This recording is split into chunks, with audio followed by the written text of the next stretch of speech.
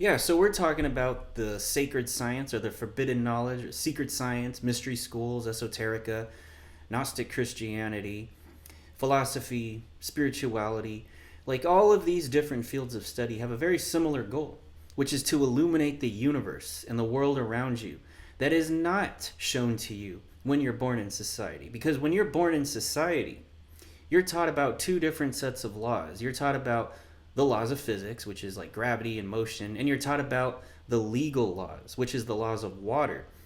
And so all of trade and commerce, it began on the water with pirates and with ships, and ships bringing in containers into a port. That's why when you're born, the woman goes into labor and she goes to birth you in the delivery room. So they're delivering labor service products. You're a little mini corporation in society. So you're learning about these two different sets of laws. You're learning about the laws of physics and you're learning about the laws of society. And what is the common denominator between these two different sets of laws? You're learning about limitations. You're learning about how trapped you are and where you cannot go beyond. That's what you're conditioned to understand in life, is how limited you are.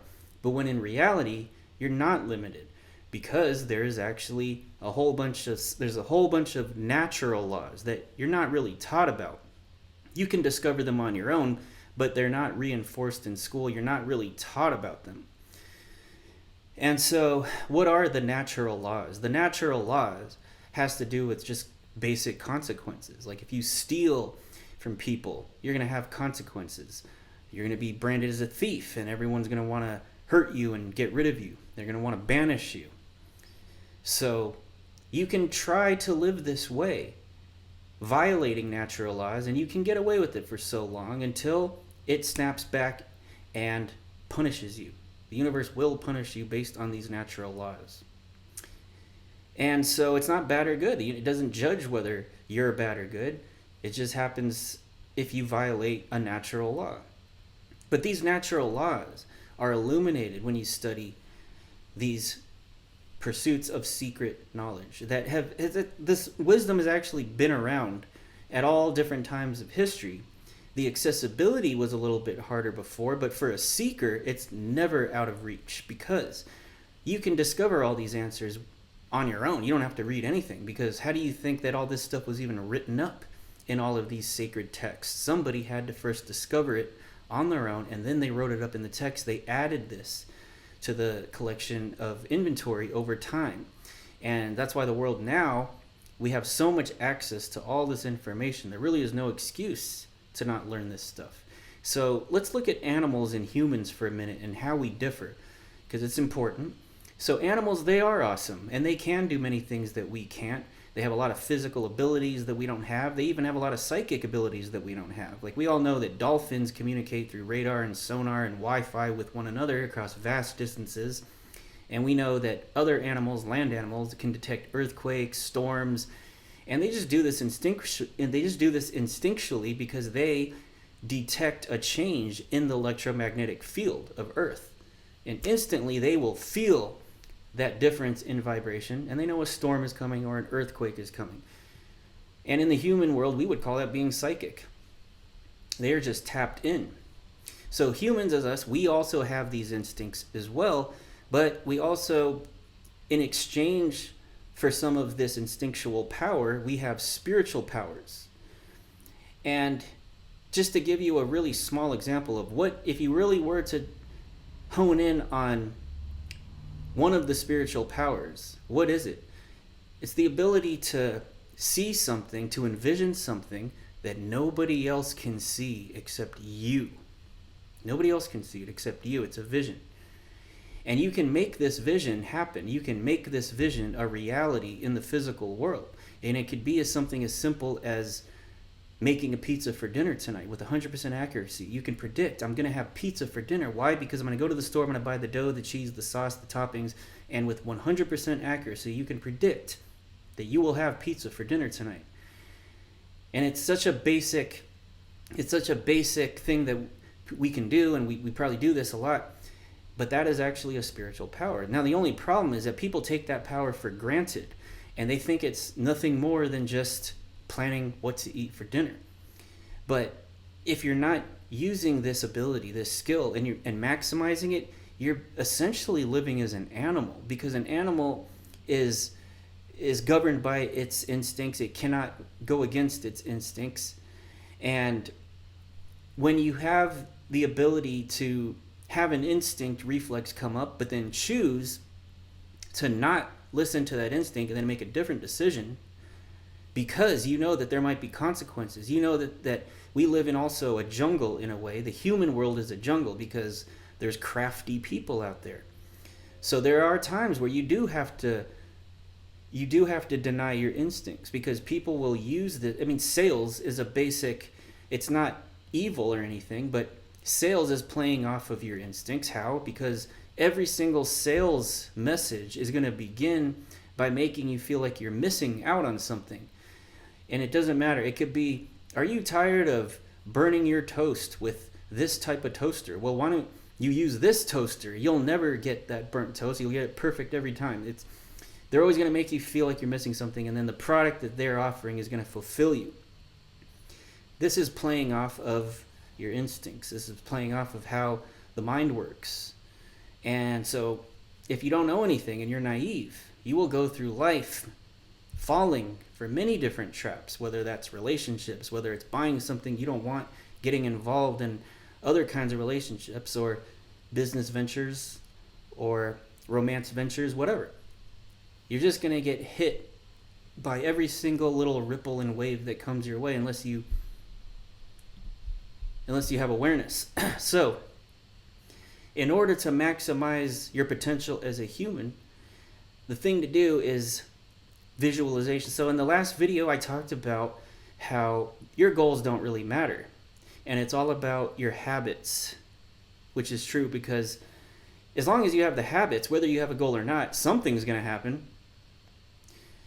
If you're doing something every day and making progress at that thing, something is going to happen. So, but that's not the whole story. So visualization actually does work, and it actually does help, and it actually does guide your behaviors towards your vision.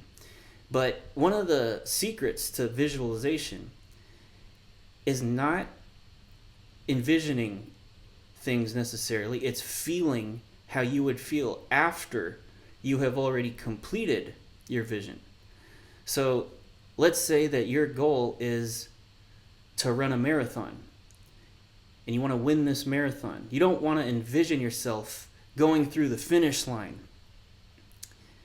You want to envision yourself after you've already crossed the finish line.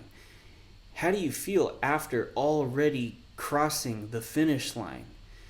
And you're taking that first gush of water, and everyone's cheering, and you have a sense of relief that all that, because when you train for something physically like that, it's usually a feeling of relief that it's over. You would think it's this feeling of accomplishment and I'm on cloud 9. It's really not. It's actually a feeling of relief, because all the way up until that point you were suffering, you were in discomfort.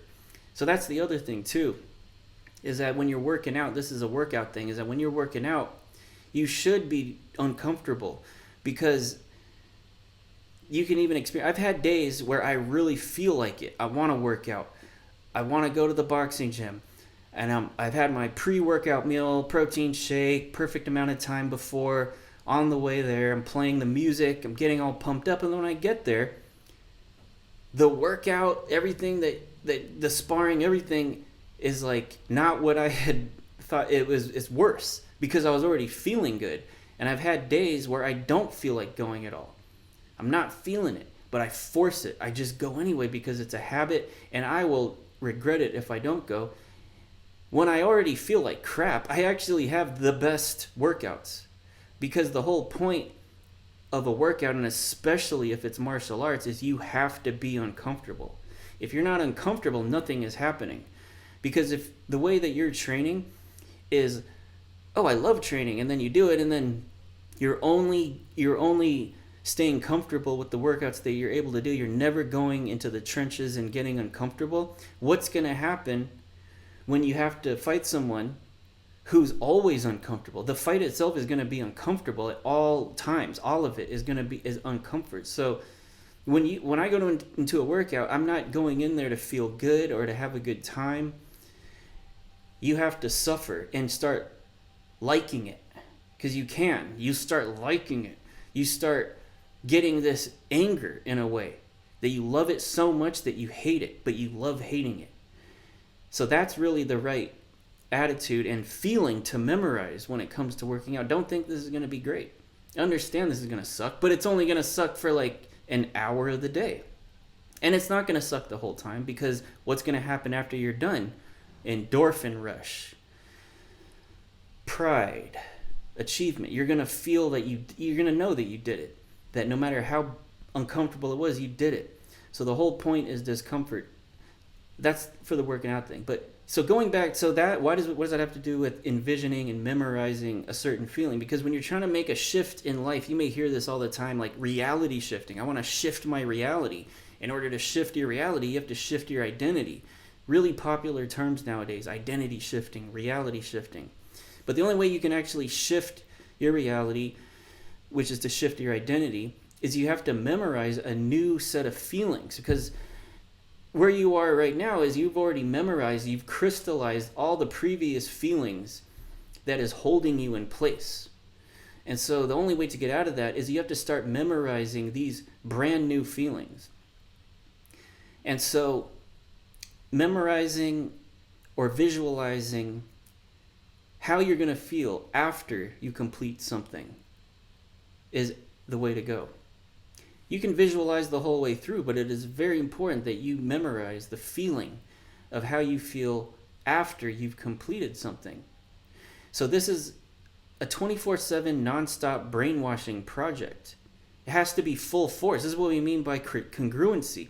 This is what we mean by getting your unconscious mind and your conscious mind congruent, so that they're both on the same page and they're both moving in the same direction. The only way you can do that is if you're 24/7, 24 hours of the day focused on your goal, even when you're asleep. Because we look at being asleep and being awake as two different states. They are not. They are part of the same continuum. Consciousness is a continuum. You can be awake, asleep, awake, asleep, awake, asleep, and then in between that, there's many different divisions.